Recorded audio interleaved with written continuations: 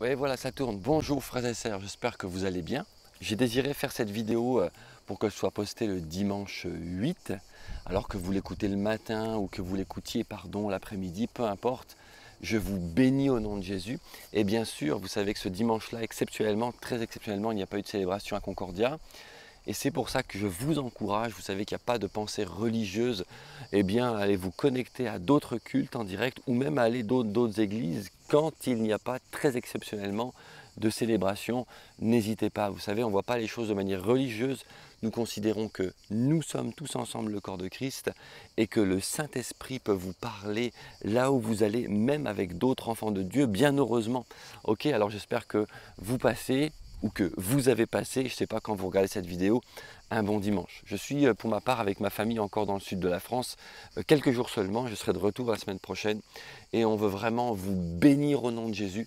Alors là je suis encore une fois dans un endroit que j'apprécie, un autre endroit que la vidéo que j'ai fait précédemment, mais c'est aussi un bord de falaise tranquille avec derrière moi, vous le voyez ici au fond, la mer. Bon, elle est un peu claire, mais elle est bien présente. Et on est tranquillisé pour ouvrir la parole de Dieu. Alors, c'est ce que je vous propose aujourd'hui. Ouvrons la parole de Dieu et regardons ce que le Saint-Esprit veut nous dire.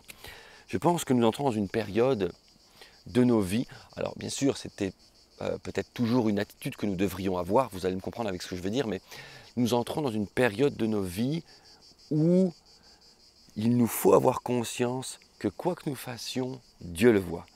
Et qu'il vaut mieux que nos paroles et notre attitude soient aiguisées, que nous soyons francs de notre opinion biblique et spirituelle, marchant par la foi, et qu'il nous faut avoir une attitude qui soit dénuée de tout compromis avec le monde, de toutes sortes de compromis, de consensualité avec ce qui se passe actuellement. On voudrait parfois, peut-être, même en tant qu'enfant de Dieu, trouver des sortes de glissements de terrain sur des opinions, de manière à ce que nous ne soyons pas trop différents du monde, de manière à ce que, bon, voilà, nous ne soyons pas trop, voilà, on est chrétien, mais on n'est pas trop à part quand même, hein.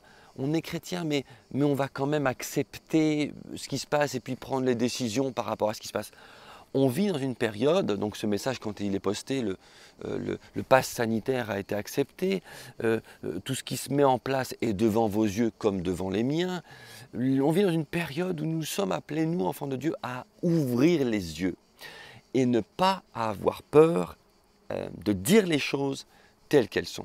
Et c'est pour ça que je vais prendre un passage de la parole de Dieu qui va nous inviter à comprendre que Dieu est bien notre Père, à lui, rien ne lui échappe. Et quoi qu'il en soit, même si on venait à se déguiser, à paraître autre chose, lui, il sait qui nous sommes. Et vous savez, il dit une chose, ce que l'homme sème, qu'il ne se trompe pas, il le récoltera. Et si nous ne sommes pas forcément francs dans nos pensées, nous récolterons des choses floues. Voyez-vous? Alors on va lire ce passage qui nous parle de deux personnages qu'on peut justement mettre en opposition, ou tout du moins les écouter pour qu'ils nous apprennent quelque chose. On va lire un texte, peut-être un peu long, mais je vais vous le lire, qui se situe, prenez vos Bibles, dans 1 Roi 22, et nous lirons probablement du verset 1 au verset 38. Et si on ne va pas jusqu'au 38, en tout cas, le nœud de l'histoire sera lu à ce moment-là. Je ne sais pas si vous entendez encore les cigales, mais c'est très agréable et j'espère que vous entendez. J'espère par ces images vous communiquer un peu du soleil du sud dans le nord de la France. Je sais qu'il n'y a pas forcément fait très beau et je veux vous encourager et espérons que les semaines qui viennent seront meilleures. Et écoutez ce son et prenez-le, hein. C'est la nature de Dieu qui est là et c'est si bon de voir cette nature stable, merveilleuse, équilibrée par elle-même, portant du fruit par elle-même. La nature de Dieu, je fais une parenthèse, excusez-moi, n'a pas besoin de la main de l'homme forcément, en tout cas pas trop, pour être équilibrée, porter du fruit. Elle vit par elle-même, la vie est là, elle est stable et nous fait beaucoup de bien. Moi je suis à l'ombre d'un arbre, voilà, et c'est juste magnifique. Bon, revenons au sujet. 1 Roi 22, Je vous le lis. Alors prenez patience, suivez, je vous lis la version français courant. Ok. Et si le téléphone bouge un peu, c'est qu'il y a un peu de vent, comme la fois passée. 2 années passèrent. Alors, excusez-moi, les deux personnages sont Josaphat et Akab. Ok, juste pour vous mettre dans le contexte. Israël, tout du moins le peuple de Dieu, a été séparé et il y a le roi d'Israël et le roi de Juda. Israël rassemblant eh bien, une bonne partie des tribus, 10 plus une, en tout cas 10 tribus étant du côté donc d'Israël, et Juda, le roi de Juda, eh bien c'est la tribu de Juda. Et donc il y a donc du coup 2 rois qui gouvernent le peuple de Dieu, si je puis dire, l'un gouvernant une partie et l'autre gouvernant l'autre partie, Juda. On a d'un côté Akab, qui n'est pas un homme qui suit les préceptes de Dieu, clairement. Akab fait ce qui déplaît à l'Éternel. En l'occurrence, il est influencé par sa femme Jézabel. N'y voyez ici aucun exemple. Et il est influencé par Jézabel. Et il fait vraiment les choses qui déplaisent à Dieu, vraiment. Josaphat, lui, c'est un homme, la Bible dit qu'il a voulu tout le temps quasiment obéir à Dieu. Il a fait ce qu'il plaisait à Dieu et il cherchera même à un moment donné à ramener les enfants de Dieu, le peuple de Dieu à Dieu lui-même, voyez-vous. Donc je ne vais pas rentrer dans le détail, je vous invite à lire soit les chroniques, soit les rois, et vous trouverez ces histoires en l'occurrence dans 1 Roi 22, mais sinon vous pourriez, laissez-moi regarder, lire tout aussi bien 2 chroniques, par exemple, verset 18, chapitre 18, 2 chroniques, chapitre 18, au verset 1 et suite, vous trouveriez les mêmes textes. Et donc ça vous donnerait ces informations. Alors on parle aujourd'hui de Josaphat et de Akab. Je vous ai dessiné ces 2 personnages. Akab ne faisant pas ce qui plaît à Dieu, Josaphat ayant à cœur de chercher la volonté de Dieu. Pour remettre dans le contexte, Josaphat c'est aussi celui qui plusieurs fois a interpellé, et il le fera encore ici, l'autre roi a au moins cherché ce que Dieu avait comme avis concernant une situation. Et on va y venir. Donc il cherche la volonté de Dieu. Donc 1 Roi, chapitre 22, versets 1 et suite. Nous lisons ensemble. 2 années passèrent sans guerre entre la Syrie et Israël. Dans le courant de la 3e année, Josaphat, roi de Juda, vint voir Akab, roi d'Israël. Bon, alors c'est pour une histoire de mariage. Vous lirez ce qu'il y a dans les 2 chroniques dont je vous ai parlé. Vous trouverez le détail de pourquoi Josaphat va voir Akab. Verset 3. Or, Akab avait dit à son entourage, vous savez bien que la ville de Ramoth en Galade est à nous. Pourquoi hésitons-nous à aller la reprendre au roi de Syrie? Il demanda donc au roi Josaphat, viendrais-tu combattre avec moi pour reprendre Ramoth de Galade? Josaphat lui répondit, nous ne faisons qu'un, toi et moi, ton peuple et le mien, tes chevaux et les miens. Ici, Josaphat donne la même réponse qu'il a fait à Joram. Josaphat a donc déjà répondu cela à un autre roi, il l'a déjà répondu ou il le répondra à un autre roi. C'est le même cœur qu'il a. De dire qu'il y a beau avoir un roi pour les tribus d'Israël et un roi pour la tribu de Juda, in fine, nous sommes le peuple de Dieu. Voilà pourquoi il répond cela. Je relis, nous ne faisons qu'un, toi et moi, ton peuple et le mien, tes chevaux et les miens. Donc dans le cœur de Josaphat, il n'y a pas de volonté de scission. Il n'y a pas de volonté de séparation. Il reconnaît la priorité, la primauté si je puis dire, au fait que le peuple de Dieu est un et indivisible. Et il y a déjà là un trait de caractère dont nous pouvons nous inspirer dans notre vie personnelle. Je continue la lecture, verset 5. Pourtant, Josaphat ajouta, consulte d'abord le Seigneur. Le roi d'Israël rassembla ses prophètes au nombre de 400 environ et leur demanda, dois-je aller combattre pour reprendre Ramoth de Galade ou dois-je y renoncer? Tu peux y aller, répondirent les prophètes, le Seigneur te livrera à la ville. Alors ici, ce qui est intéressant, c'est que effectivement, Josaphat dit, ok, je reconnais l'unité du peuple de Dieu, je suis avec toi, pourtant je te demande une chose, consulte d'abord, je redis la question, du moins la demande de Josaphat, pourtant Josaphat ajouta, consulte d'abord le Seigneur. Et c'est comme si le roi Akab lui répondait, non seulement de consulter un prophète, je vais ramener 400 prophètes. On sait que ces prophètes, si vous lisez les notes bibliques, et c'est là déjà aussi un point sur lequel je veux attirer notre attention, si vous lisez les notes bibliques, on sait que ces prophètes, en fait, et vous le trouvez dans la français courant d'ailleurs, la note biblique, ces prophètes étaient des prophètes de métier, qui en finalité étaient entretenus à la cour du roi, et ils avaient pour job, pour intention en tout cas, il y avait une vraie pression, hein, eh bien, je vous lis ici ce qui est écrit, parce que j'aime les termes employés qui collent pour moi à l'actualité que nous vivons. Il est dit, on attendait d'eux qu'ils soutiennent la politique royale plutôt qu'ils ne parlent de la part de Dieu réellement. On attendait d'eux, qu'ils soutiennent la politique royale, voyez-vous.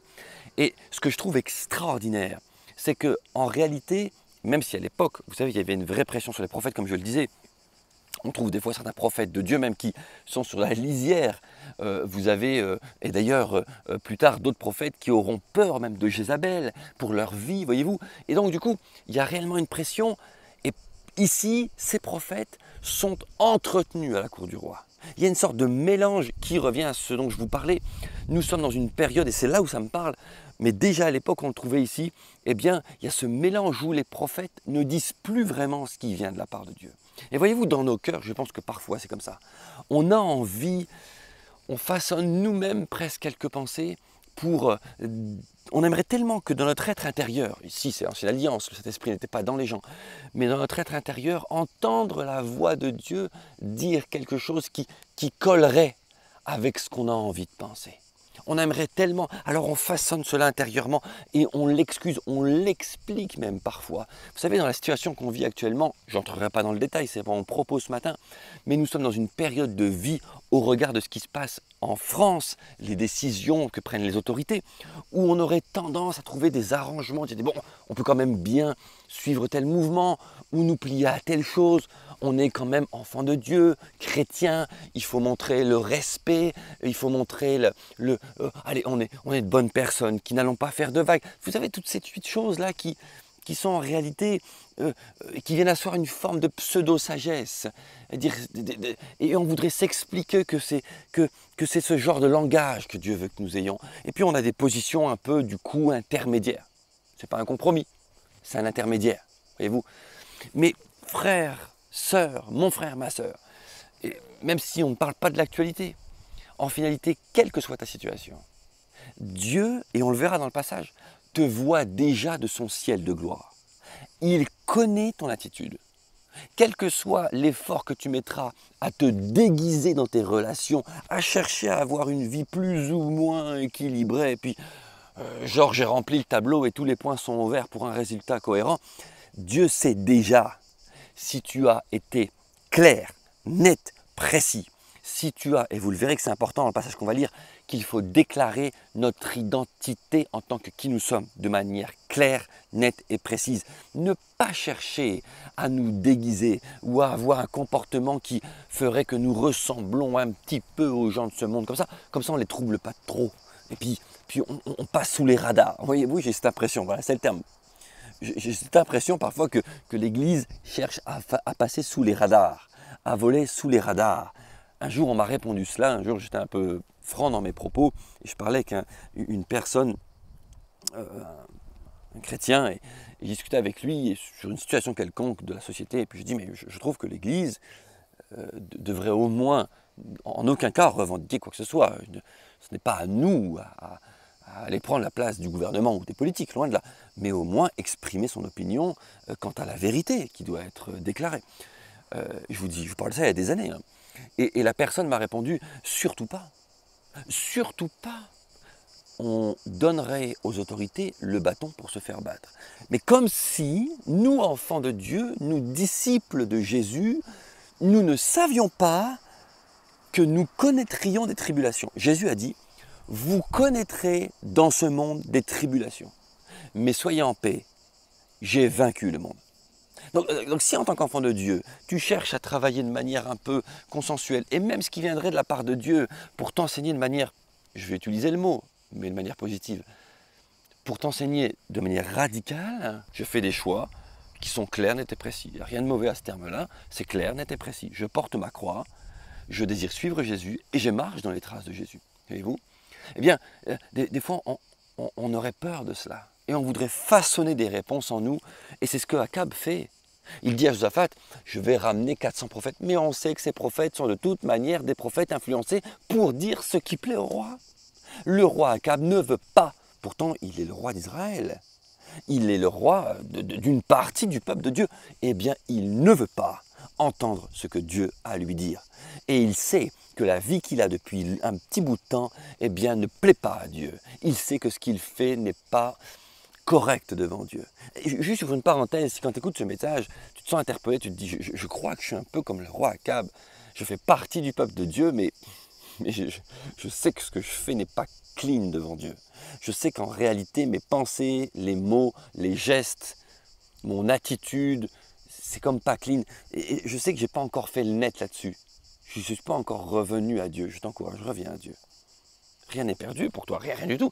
Reviens à Dieu. Repens-toi devant Dieu. Alors, reprenons la lecture.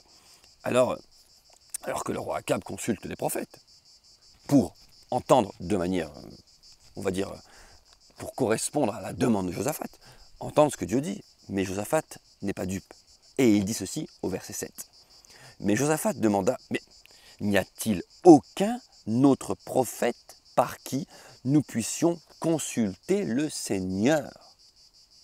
Consulter le Seigneur. Parce que là où Akab s'est trompé, c'est que Josaphat, ce qu'il a dit au verset 5, c'est pourtant, Josaphat ajouta, consulte d'abord le Seigneur. Et Akab a consulté ses prophètes, qui eux ne sont pas réellement des prophètes de Dieu. Dans d'autres cas de figure et d'autres textes, on apprendra aussi qu'il y avait des prophètes de Baal, d'autres faux dieux. En réalité, Josaphat dit, mais attends, on a consulté 400 là, mais il n'y en a pas un dedans qui pourrait nous dire vraiment ce que Dieu pense de cette situation. Alors, lisons le texte. Josaphat demande, n'y a-t-il aucun autre prophète par qui nous puissions consulter le Seigneur? Il y en a bien encore un, répondit le roi d'Israël. Mais je ne l'aime pas, car il m'annonce toujours du mal, jamais rien de bon. C'est Michée, fils d'Imla, je ne sais pas comment on le prononce. Josaphat s'écria, ne parle pas ainsi d'un prophète. Voyez-vous, Akab dit, je ne l'aime pas. Il me dit toujours des choses mauvaises. Forcément, quand on s'adresse à Dieu, mais que notre vie n'est pas droite devant Dieu, même dans les simples choses, vous voyez, je ne suis pas en train de vous dire qu'il faut une vie où on ait fait telle graduation d'école biblique, tel nombre de bonnes actions, et puis telle chose extraordinaire. Non, non, rien de tout ça.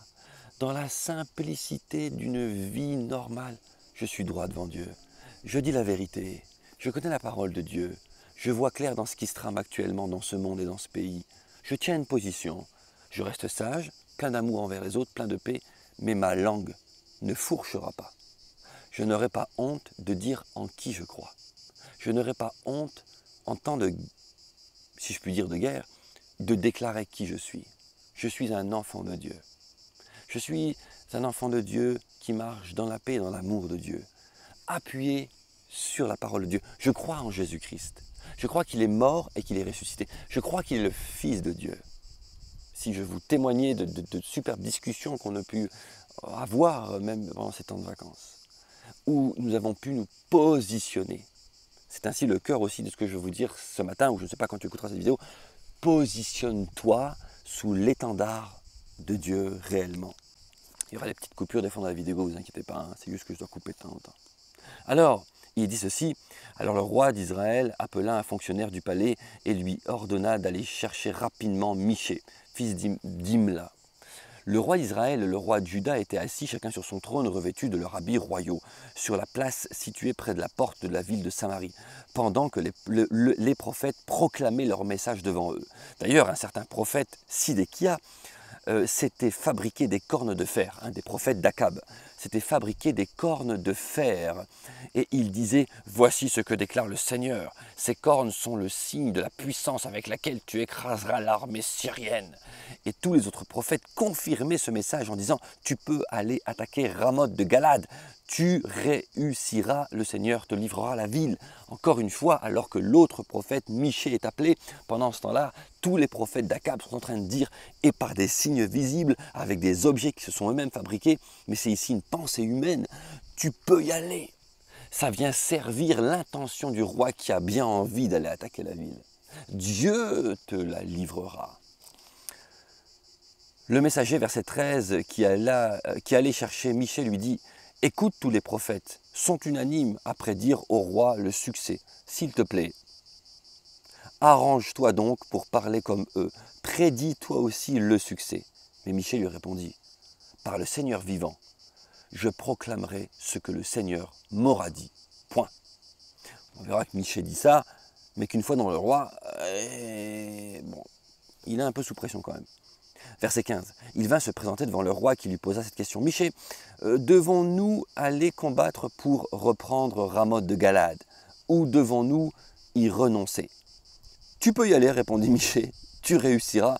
Le Seigneur te livrera la ville. » Et Michée est là en train d'être sous la pression et il dit momentanément ce que le roi a envie de dire. Mais vous savez, je crois aussi qu'au fond de lui, Michée, c'est déjà ce que Dieu, et on va le lire dans le texte, a prévu. Et Dieu a déjà jugé Akab. Dieu a déjà déposé son jugement. Voyez-vous, il n'en est pas de même pour nous, pour toi, enfant de Dieu, si, comme je le disais, tu entends cette vidéo et que tu as des choses à régler dans ta vie, fais-le. Parce que tu peux revenir à ton Père. Comme le Fils prodigue, quelque part, tu peux revenir à Dieu. Mais ne tarde pas. Ne tarde pas. Alors ici, Michée, il dit, bon, verset 17, alors Michée déclara, ok, j'ai vu tout le peuple d'Israël dispersé sur les montagnes comme un troupeau sans berger. Et le Seigneur a dit, ils n'ont plus de chef, que chacun retourne tranquillement chez soi. Le roi d'Israël, donc Akab, dit à Josaphat, je te l'avais bien dit, il m'annonce toujours du mal, jamais rien de bon. Mais Michée reprit, c'est pas fini. Écoute plutôt ce que dit le Seigneur. J'ai vu en effet le Seigneur assis sur son trône royal. Et vous voyez sur nos vies, Dieu fait ainsi. Dieu sait très bien ce que nous vivons, Dieu sait très bien ce que nous décidons, et Dieu sait très bien si nous marchons droitement, avec droiture devant lui ou pas. J'ai vu en effet le Seigneur assis sur son trône royal, avec tous ses serviteurs célestes, debout à sa droite et à sa gauche.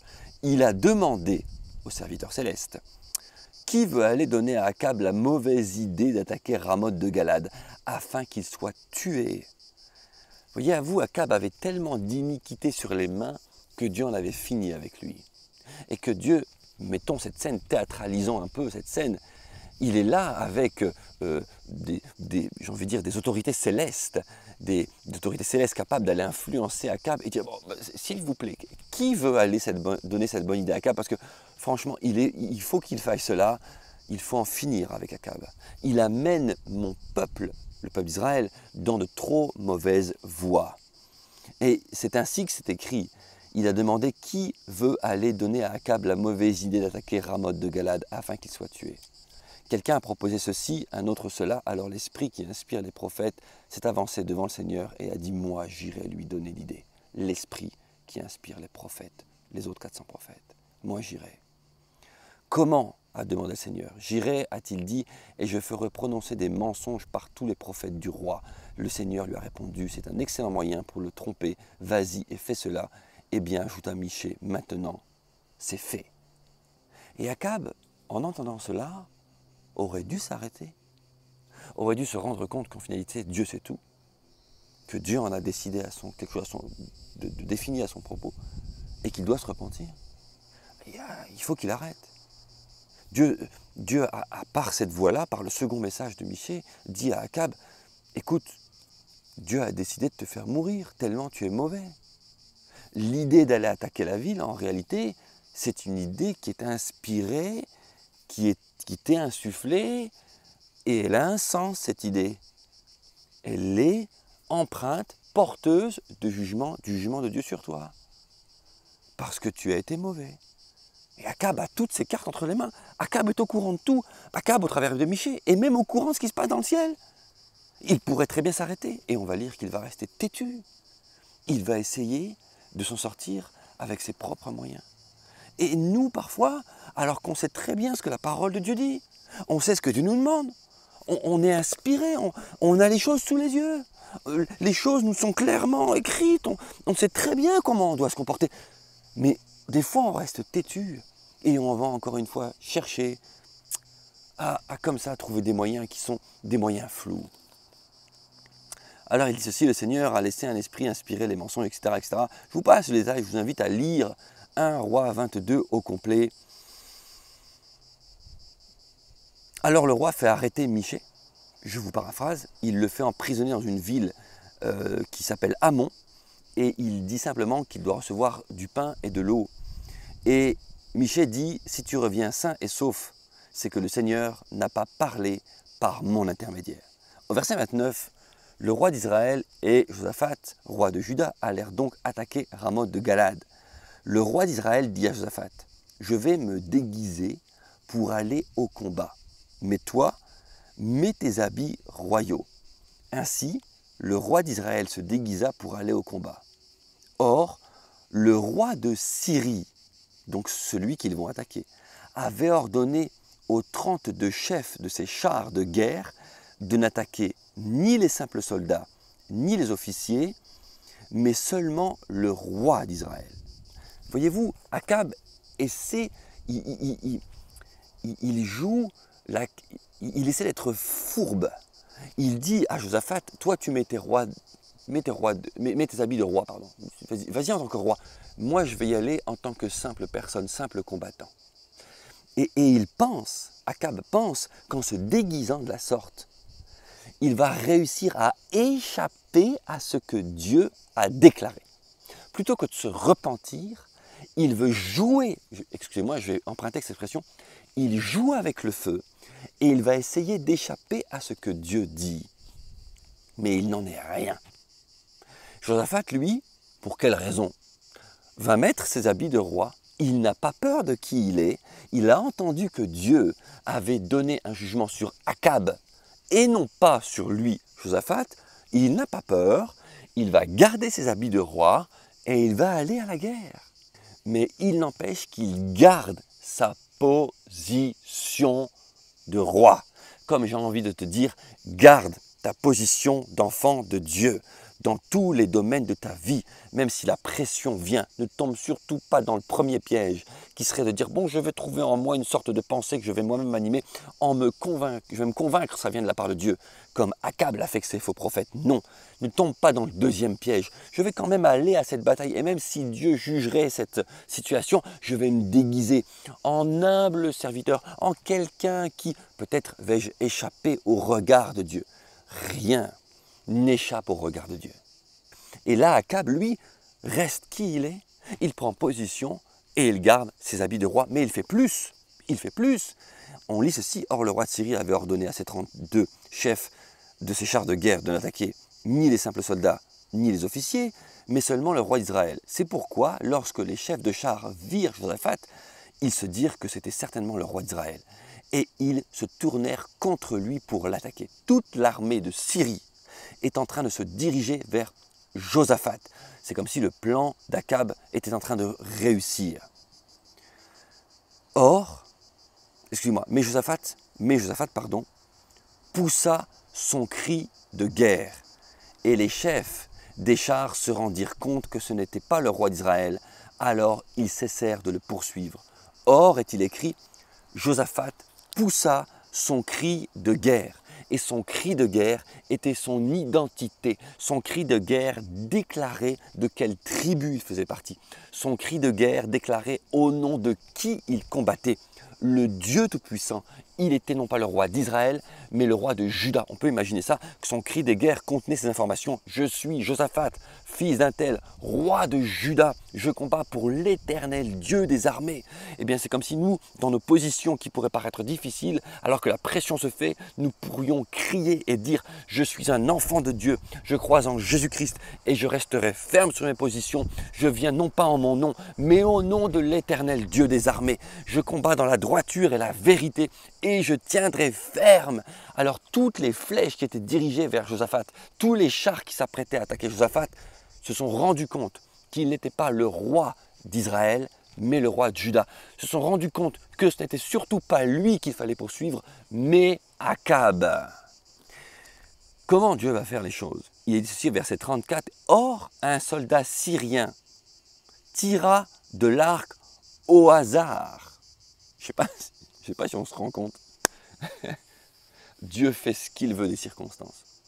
La parole de Dieu enseigne que tout concourt au bien de ceux qui aiment Dieu. Et si tu te sens dans une position où tu as dû combattre, tenir ferme, peut-être as-tu été obligé de prendre des décisions, peut-être tu as été contraint, mais alors que tu étais dans cette contrition, tu vois, tu étais contraint, c'est coercitif ce qui se passe ces temps-ci, tu tiens position, ok, tu as été obligé de prendre des décisions, d'accord, tu es de force, tu étais soumis à quelque chose, mais tu as tenu tête dans ton verbe.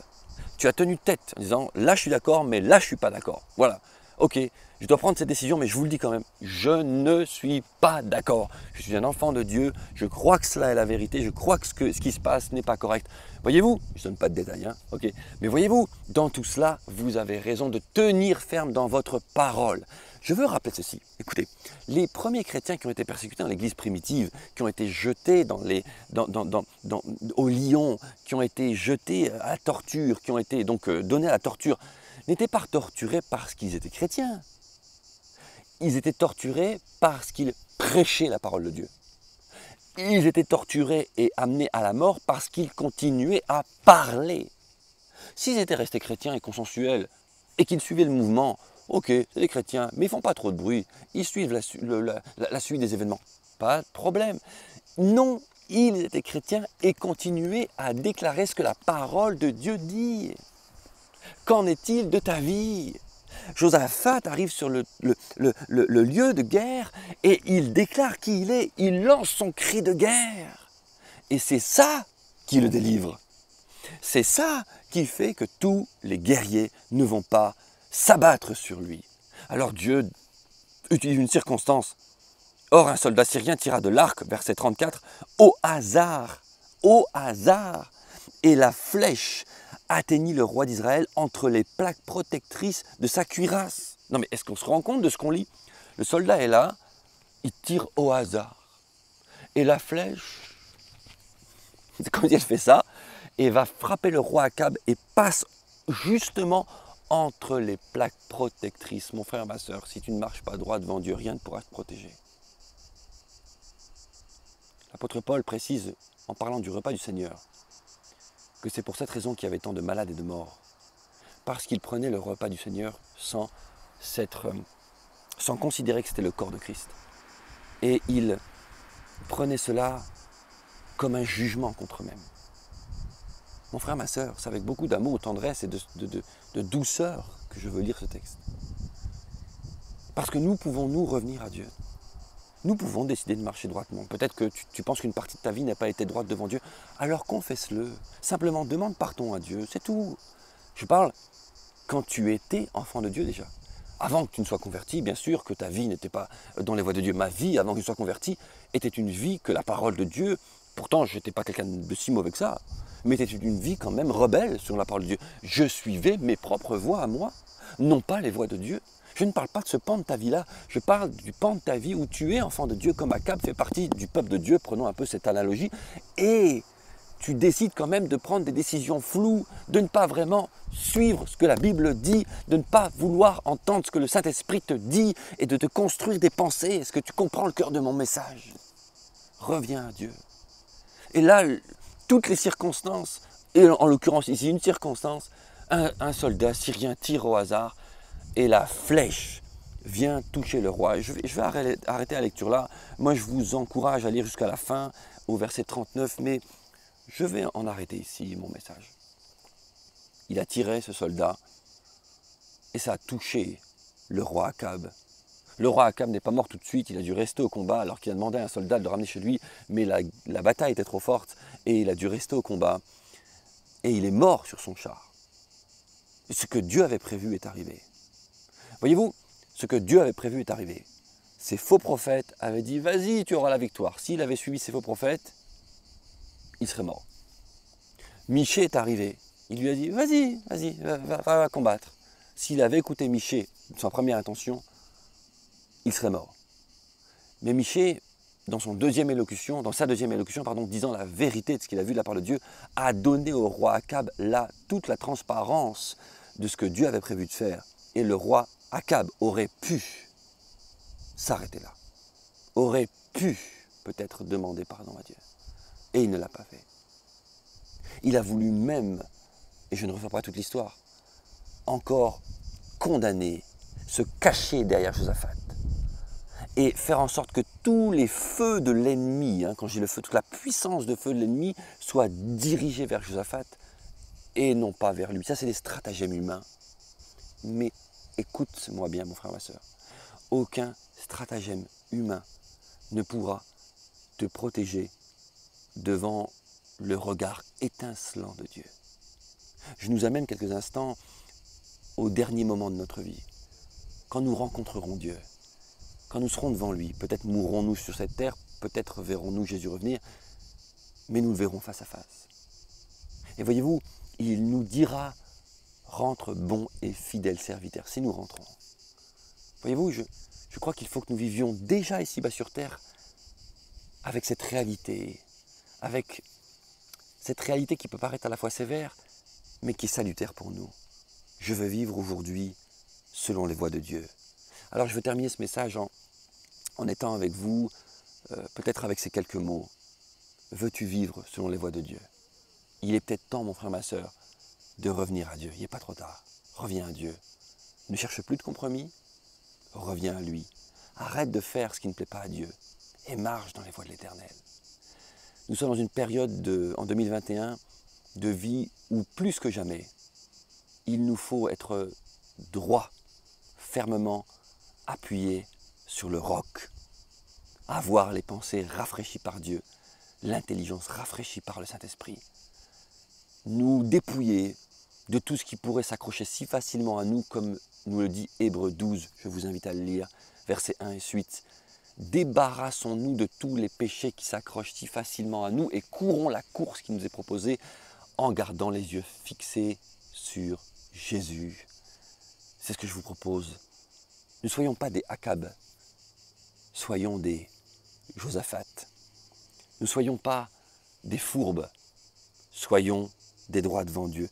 Ne soyons pas des gens qui nous déguisons dans la société dans laquelle nous sommes. On va se déguiser un peu en humain, on va se déguiser un peu en personne de ce monde. Non, soyons fièrement des enfants de Dieu qui portons des habits de roi, d'enfants de Dieu, dans l'amour, dans la paix, mais dans la vérité et dans la lumière. Nous sommes appelés à donner la lumière autour de nous, à dire ce qui est en train de se passer et à vivre clairement en tant qu'enfant de Dieu. Peut-être que tu as une vie trop lourde ces temps-ci et puis tu te dis, mais Sam, j'ai d'autres trucs à régler, je ne peux pas me plonger tant que ça dans la parole de Dieu. Tu te fourvoies toi-même. Laisse Dieu s'occuper de toi en t'occupant de lui. Occupe-toi de Dieu et il s'occupera de toi. Cherche d'abord le royaume de Dieu et la vie juste qu'il demande, qu'il réclame, et tout ce dont tu as besoin, tu le recevras ensuite. Reviens à Dieu, reviens à lui. Que Dieu vous bénisse. On se voit bientôt. Bénédiction sur vous.